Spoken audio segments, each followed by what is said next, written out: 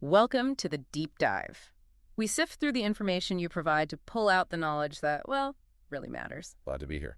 Today, we're diving deep into the Azure AI Services deep research document you shared. Right. Now, let's be real. AI can feel huge, just massive, almost overwhelming sometimes. It definitely can seem that way. Yeah, it's moving so fast. So our mission today is to cut through that noise. We want to give you a clear picture of Microsoft's Azure AI services, what they are, what they offer, and, why you should care.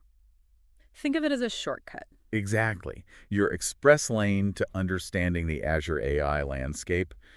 We'll look at the main tools, their potential, maybe trigger a few aha moments for you. And hopefully without the information overload. That's the plan. So let's start with the basics. What are Azure AI services? Fundamental. Okay, so at its core, Azure AI Services is really a suite of cloud-based tools. Think APIs and pre-built AI models. APIs, the application programming interfaces. Yeah. The messengers. Exactly. They let different bits of software talk to each other. Yeah. And you get these ready-made AI models, plus ways to customize them. So you don't have to build everything from scratch. Precisely. It lets you build intelligent features into your apps much faster. And responsibly, too. That's a big focus. Okay. And it works for different skill levels, like beginners and experts. Yeah, that's the idea. Whether you're just dipping your toes into AI or you're, a seasoned data scientist, there are tools you can leverage. So let's unpack that core benefit. Why Azure specifically? What's the big draw? I'd say the main thing is speed. Accelerating how fast you can develop and actually deploy intelligent features. That's huge. Faster time to market, essentially. Right. And you get access to some really powerful foundational models. Right. We're talking models from Microsoft, sure, but also OpenAI, Meta, Cohere. So you're leveraging work from major AI players. Exactly. It's like having a whole team of AI researchers behind you. Plus, and this is really important for businesses, it's all built on Azure. Meaning security and compliance are baked in. You got it. Leverages all of Microsoft's cybersecurity investments. And the pricing is generally flexible, pay as you go. Which appeals to businesses trying to manage costs, I bet. Startups, maybe? Startups, large enterprises, really organizations of all sizes. So who's the ideal user then? Who should be listening closely right now? Well, the obvious ones are developers, data scientists, data engineers. Yeah. The folks actually building this stuff. The builders. Yeah, but honestly, it's relevant for whole organizations looking to use AI. To get an edge. To get an edge, improve efficiency, create better customer experiences, even enhance accessibility or spot risks. Okay, the use cases sound really broad. They really are. Yeah. Improving efficiency, customer experience, accessibility, identifying risks. It covers a lot of ground. All right, that's the big picture. Let's zoom in. The research breaks things down into categories, starting with Azure AI Vision. What can you actually do with that? Okay, vision. This is all about interpreting visual data. So images, text in images, video, even faces. A unified suite for seeing things, basically. Yeah, pretty much. And some capabilities are really interesting. Take image analysis. It can automatically spot like over 10,000 different objects or concepts in a picture. 10,000? Yeah. And it can generate natural language captions, descriptions of the image. I can see how that's useful for, say, tagging massive photo libraries, making them searchable. Exactly. Content discoverability. Managing digital assets, it's a big deal. Makes total sense. What else is under the vision umbrella? Then you got spatial analysis. This one's cool. It uses computer vision to understand movement in physical spaces in real time. Like tracking how people move through a store. Yeah, optimizing retail layouts based on actual customer flow. Or for security, understanding activity patterns in a specific area. Okay, interesting.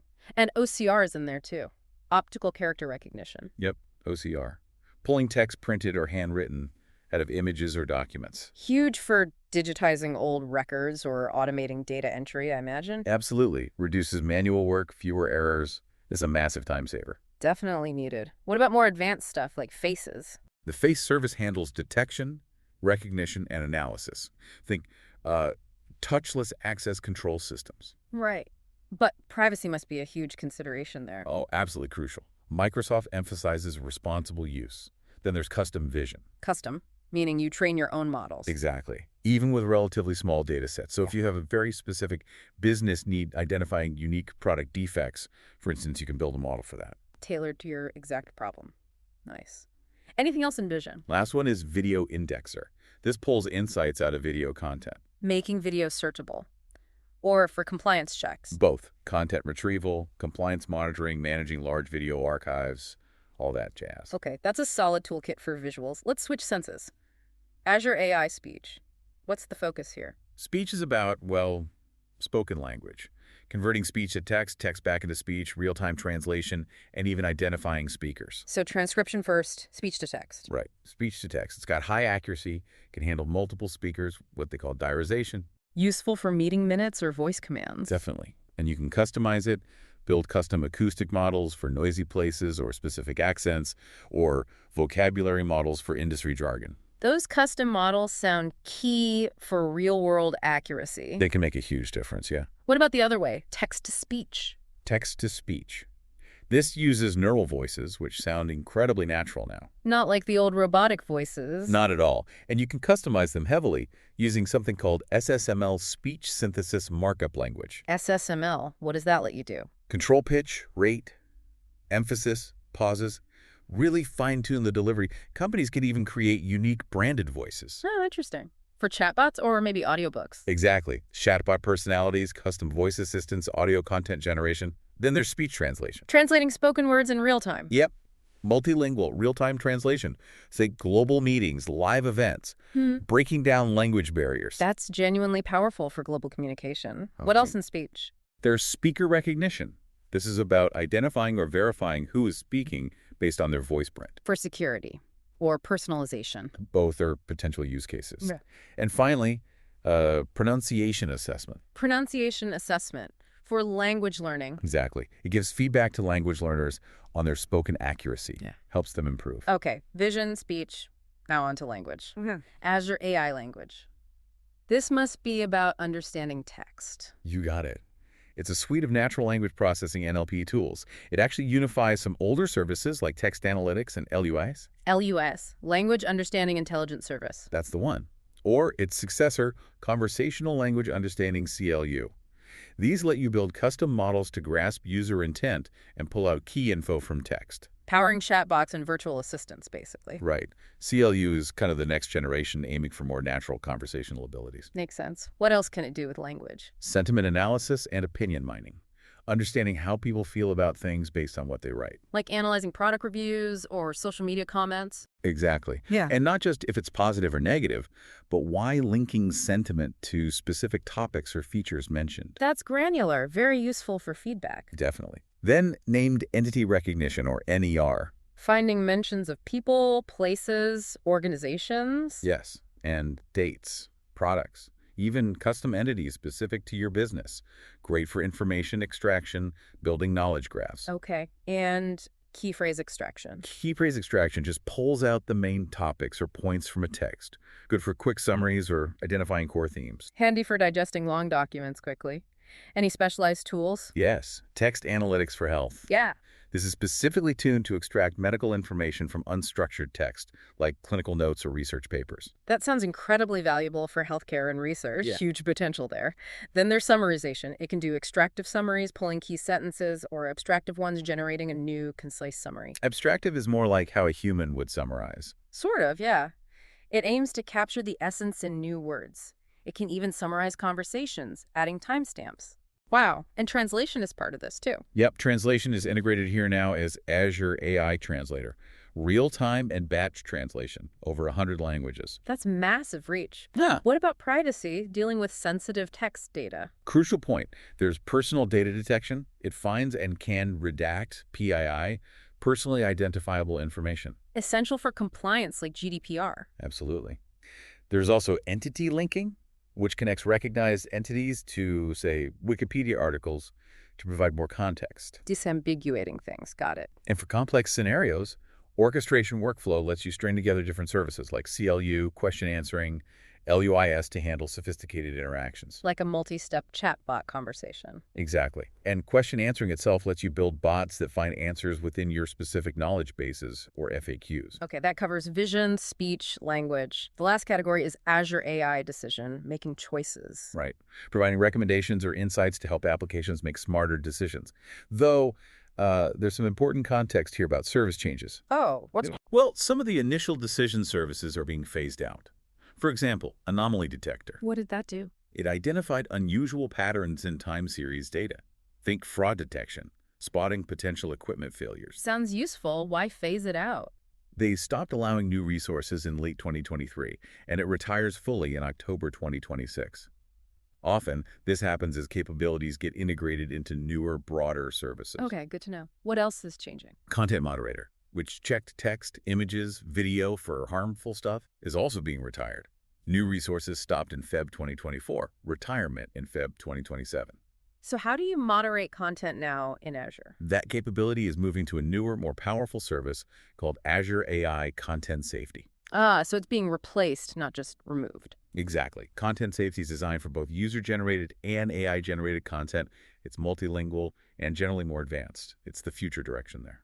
Got it. Any other retirements in decision? Yes. Personalizer, which used reinforcement learning for recommendations, is also on its way out. Same timeline. Stop new resources, SEP 2023, retires Octo 2026. Okay, so the decision category is evolving. The focus seems to be shifting towards things like content safety. That seems to be the trend, yeah. More focus on responsible AI and safety alongside decision support. This gives us a really good map of the tools. Now let's talk impact. How are these services actually being used out there? The research mentions a lot of real-world applications. Oh, the impact is huge, really across the board. You see major cross-industry trends. Automating repetitive tasks is a big one. Freeing up people for more complex work. Exactly. Higher value stuff. Mm-hmm. Then there's personalized customer engagement using AI to tailor interactions, which boosts satisfaction. Makes customers feel understood. Right. And it's reshaping core business processes, marketing, supply chain, finance, Mm-hmm. making them smarter, more efficient. Driving data-driven decisions too, I assume. Absolutely. Better document management, fraud prevention, even content generation, translation. The list goes on. It's touching almost everything. Can we get more specific? Like, how is retail using this? Sure. In retail, you see AI for personalized shopping recommendations, optimizing supply chains, using computer vision in stores for inventory checks or loss prevention. Okay. What about healthcare? Healthcare is massive. AI assisting diagnosis by analyzing medical images, automating clinician paperwork, analyzing health records for research. Really transformative potential. Yeah, I can see that. Finance. Banking and finance use it heavily for real-time fraud detection, risk assessment, personalized banking offers, managing compliance. Yeah, high stakes there. Makes sense. Manufacturing. Manufacturing uses it for supply chain optimization, automated quality control using vision systems, predictive maintenance on machinery, even worker safety monitoring. Using vision to spot hazards. Yeah, things like that. Media and entertainment use it for automating content creation, subtitling, translation, and those recommendation engines that suggest what you should watch next. The recommendation algorithms. Those are often AI-powered, yep. Right. Even legal and professional services are using it for document analysis, speeding up research, AI tax assistance. It really is becoming embedded everywhere. So what's the fundamental business impact? What does this do for companies?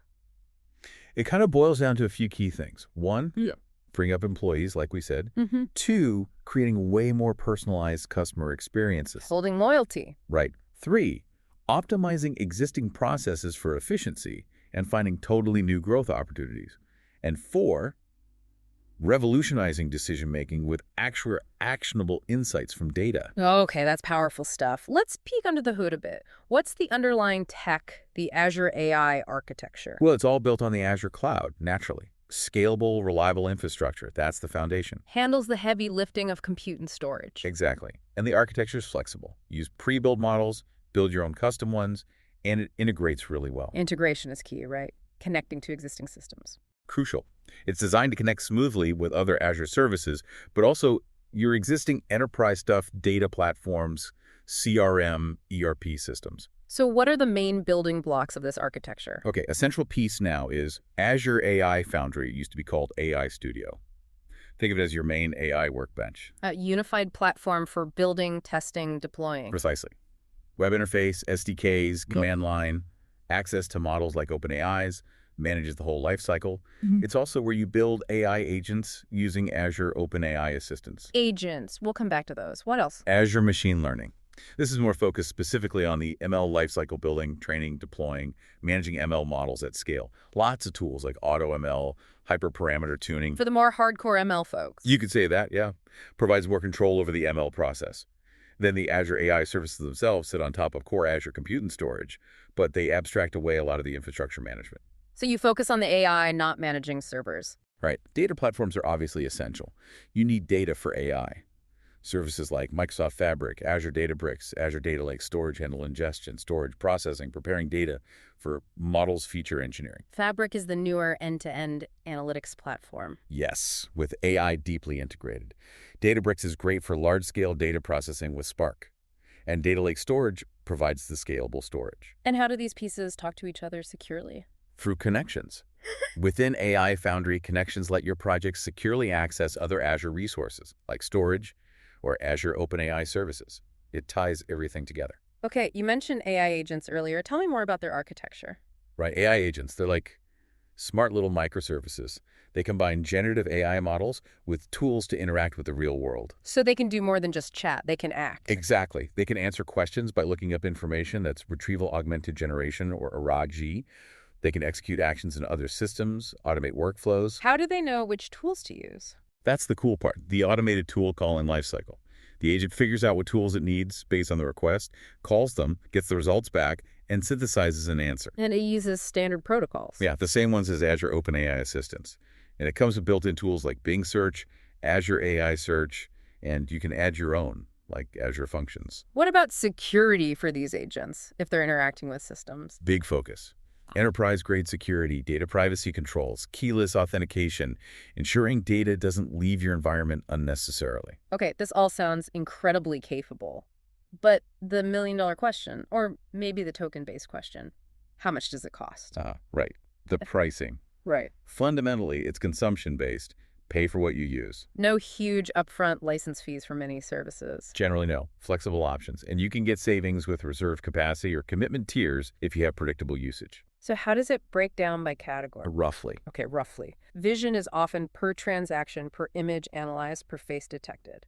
Custom model training might add compute costs. Okay, speech. Speech is often per audio hour for transcription or translation, per character for text-to-speech, per transaction for speaker ID. Again, tiers based on volume. Language. Language is frequently priced per 1,000 characters for analysis tasks.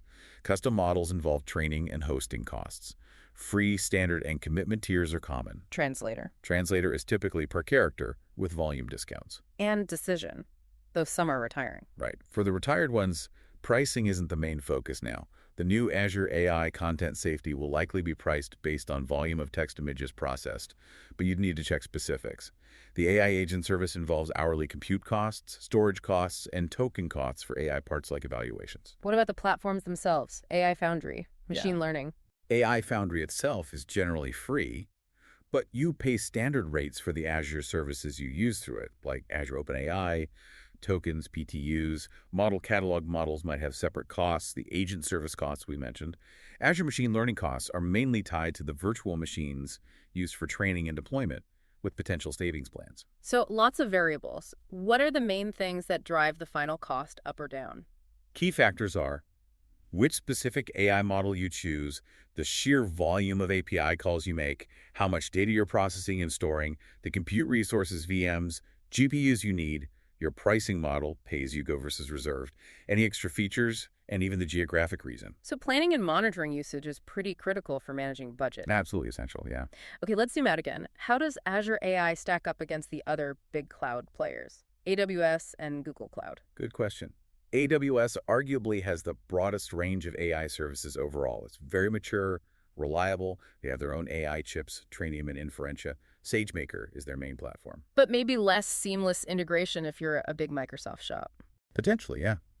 Google Cloud is known for its AI research roots, TensorFlow, deep learning expertise. They have specialized hardware too, like TPUs. Vertex AI is their platform. Strengths and cutting-edge ML. Often, yes. Maybe a slightly smaller catalog overall compared to AWS, but very strong in core MLDL. Their basic compute can also be quite competitive. So faced with those competitors, what are Azure AI's unique strengths? What makes it stand out? I'd say the biggest differentiator is the deep integration with the Microsoft ecosystem. Think Microsoft 365, Power BI, Dynamics. Yeah. It connects very smoothly if you're already using those. It's a big advantage for many enterprises. Huge. They also offer a really strong, comprehensive set of AI, ML, and analytics services. Good hybrid cloud support is another strength. And the enterprise-grade security and compliance focus is critical for many regulated industries. Plus the responsible AI focus. Yes, Microsoft puts a strong emphasis on responsible AI principles and tools. And platforms like AI Foundry aim to be quite user-friendly, making AI more accessible. So strong for existing Microsoft customers, security-conscious organizations, and those wanting integrated, responsible AI tools. That's a good summary, yeah.